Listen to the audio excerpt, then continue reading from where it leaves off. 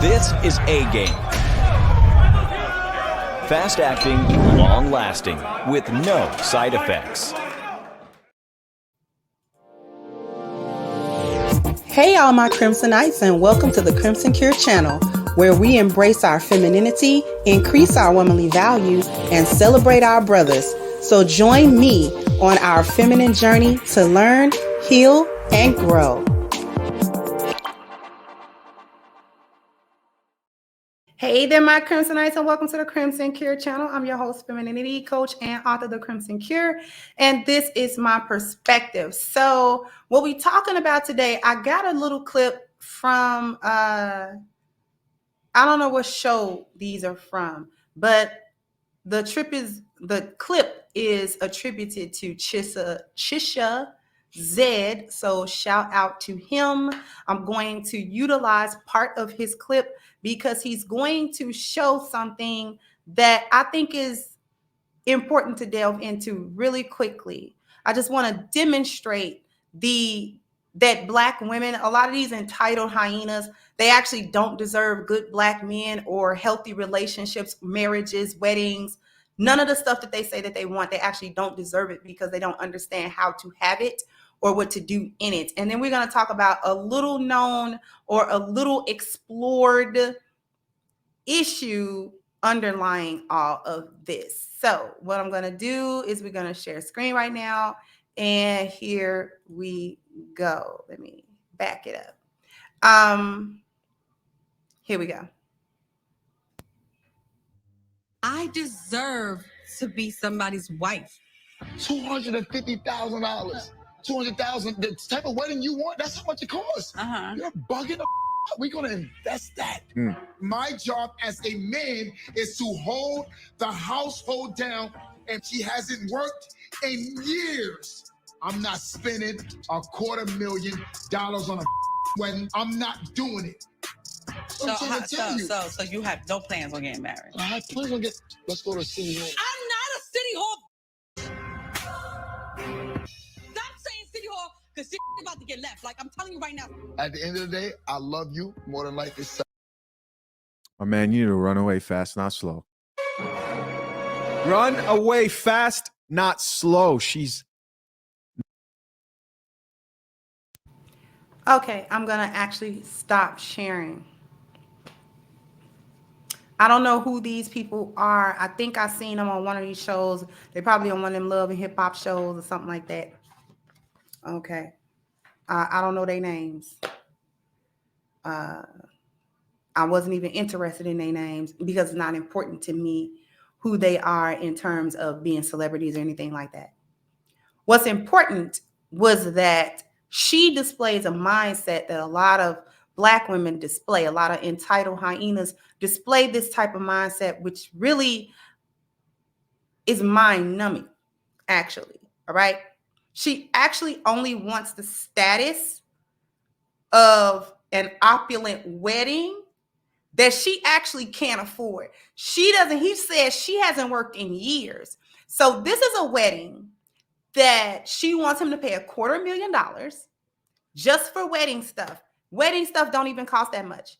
Wedding stuff don't cost that much. You can have a basic wedding or you can have a nice wedding, and it doesn't have to cost a fortune, okay? $250,000 is a small fortune to spend in one shot for one day, and you've given that man HE double hockey sticks for all up until that day, and then all after that day, he's gonna be unhappy with you. You don't, in return for him spending $250,000 on a wedding day, you're not even gonna honor it in enough to be a good wife and a good spouse, just off the strength that $250,000 was spent on the wedding itself that you asked for, that you don't have any money to contribute to.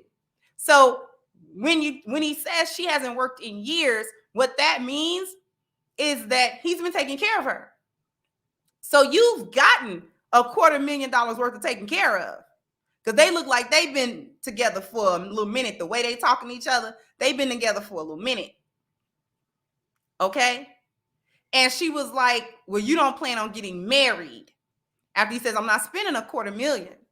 You don't plan on getting married. Why come he can't plan on getting married? And then that's when he said courthouse. Let's go down to the courthouse. We're going to see if you really actually want to be married, or do you want a wedding? Do you want the commitment from me? Or do you just want me to splurge so you can stunt on Instagram and you can stunt and have the cameras all around and you can have your little dress and she looked like she need to lose about 30 pounds. So she had her little dress and then be a bridezilla, okay, the whole time, bite that man head off and then stop having sex and all this other kind of weird stuff that y'all like to do. He's talking about the marriage. She's talking about the wedding, okay?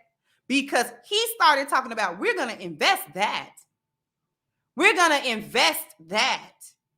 So obviously this man has money, but he doesn't have enough money. And I'm not saying that in a downgraded kind of way or to talk down about his money, but I'm saying $250,000 is nothing to sneeze at. And when you probably are worth maybe just a few $1,000,000, that $250,000 means a lot. That still means something. The only time $250,000 becomes throwaway money is when you're a multi-millionaire. Or, you know what I'm saying? You're a multi-millionaire. If you're worth $50, $60 million, $250,000 is not that much money to move around. You almost get into throwaway money. But if you, let's say, I don't know how much his net worth is, but let's say it's about $2 or $3 million or so. $250,000 is still a lot to look at. That's a lot to be gone and to have to account for. Okay? Because you got to make that back. All right? So he's talking about investing that money that you would use on an opulent wedding that he's not even interested in. This is a wedding for her, not even him. He don't care. Okay? And she blew up when he said courthouse. What she doesn't understand, what she's failing to understand, is the level of trust that he's actually displaying to her that just from that clip she don't deserve. Because he's saying to her, I will tie myself to you through the state, which actively puts a weapon in her hand, puts a gun in her hand, okay? Here we're talking about the threat at this point. The threat, I know y'all, it's been a minute since y'all seen this one. The threat of black women, gynocrats who side with feminism, right? And support the threat narrative. So a threat in his profession, a threat in his leisure, a threat in his wealth, right? By utilizing the original threat narrative since slavery, black women can, quote unquote, control black men and their value. So she's threatening all of these things. By him tying with her to the state potentially, she's threatening all of the external values, the mobility, education, profession, leisure, and wealth. She's also threatening his internal values too, family, appearance, because how does he look with this kind of woman being the representative of him and their family, right? Draining him. That's spiritual health. All of these things are detrimental. She's being detrimental, and she doesn't understand that if he says courthouse, that means I'm willing to sign a document that actually is going to bury me if you decide to bury me. And the way that she thinking and talking and acting, she'll bury him and don't blink twice. You understand what I'm talking about? She'll bury him and don't blink twice. She'll be holding the gun the entire marriage. She doesn't understand, right? She doesn't see that. She doesn't care about the relationship at all. She don't care about him. And she doesn't deserve the title of wife because she's not interested in the work of a wife. When he started talking about investment and what $250,000 could actually do, she started rolling her eyes because that's not important to her. What's important is the flossing. What's important is the stunting. What's important is being able to show off. What's important is all of these things, not the marriage and the work and the substance. She's not going to give him that. These women like her, actually plan to take revenge on men that delay marriage. And I also actually I kind of need my brothers to pay attention to this a little bit, because you might want to pay attention to this one as well for the brothers. Women like this actually plan to take revenge when men delay marriages. When you see these relationships that have gone on 10, 12, 15, sometimes 20 years, where there should have been a commitment, a marriage, a wedding took place and it didn't, that is a relationship that needs to be over. The man in that in such a relationship should never marry that woman. If he doesn't marry her or didn't see that she was ready or eligible to marry her within the first couple of years, and she was pushing for it, but he saw too many issues, so therefore he didn't do it. Men in such situations, and this is just from a lioness's point of view, speaking because I understand how these women start to think. And listen closely how they start to think. The women in these kinds of relationships plan on revenge. At first, they want to be married. The problem with them is that they present too many issues in these areas. Too many issues in their personal market value area. Too many issues in their belonging market value area. Or too many issues in their friendship market value area. Or too many issues in their sexual market value. If they have too many issues in one or more of these categories, then it makes the marriage market value very questionable to men. So women, if you are in a relationship that has gone on for X amount of time and you feel like it should have moved to a commitment, he's there, he appears to love you, y'all have a relationship, but it hasn't moved to that point, understand that he's reticent to do so because one of them areas he is concerned about and it has not been addressed. He may or may not have told you about this area. 9 times out of 10, men pretty much will say which part of that, even if not using that terminology, they'll tell you what their obstacle is actually to marriage if you're listening to them, right? If you don't address those areas or they are not addressed satisfactorily, men don't typically leave relationships. They'll stay there until something else actually comes along, and that could be years, because you actually do check some of the boxes that he wants, but there are some key things that is going on that's actually stopping him from going to the marriage altar with you. And many times it has to do with either your trouble or your threats. One of these, either 3 or 4, is a bit overwhelming. And if it's trouble, then none of his problem solving has actually worked. And that could be because he has not gotten to the root of the problem, or it could be because you don't want those problems solved. So you actually continue to produce more problems and more chaos. The threat level might be too overwhelming because of the way that you act. If you are a hyena or a gynocrat, a man is going to hesitate. He's going to think 4 and 5 times before he walks down any aisle with you, because he understands that that's probably going to be the death nail in the coffin there. So he doesn't want to do that.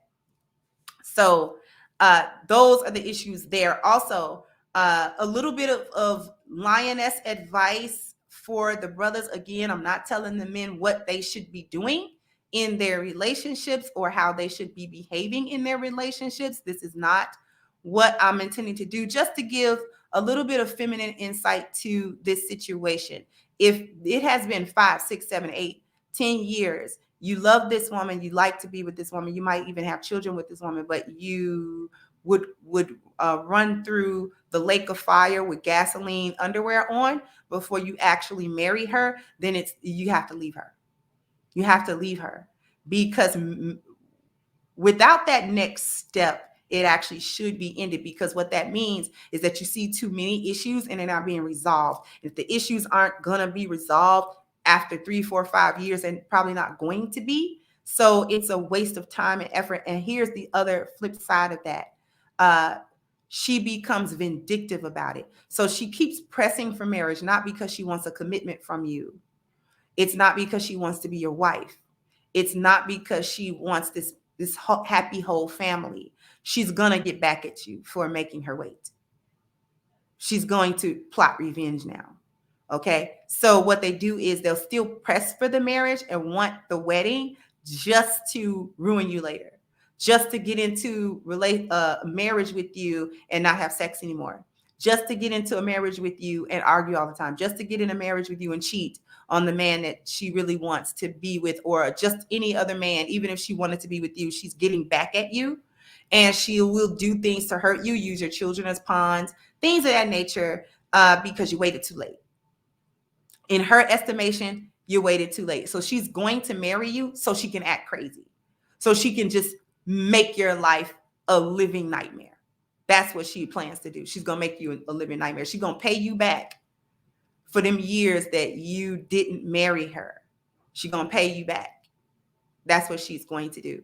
And this is just that womanly insight. So if you're in relationships like that and it's just been going on, but you're not going to marry her, you know in your heart as a man that you're not going to do that.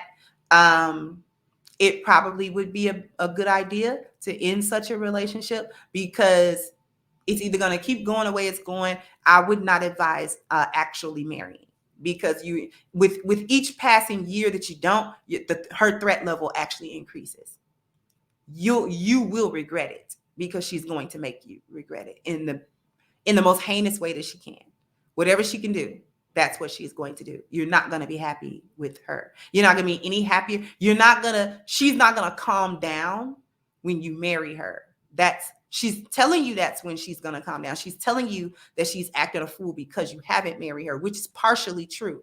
But marrying her isn't going to make her not act a fool with you. It's actually going to give her the green light to completely destroy you.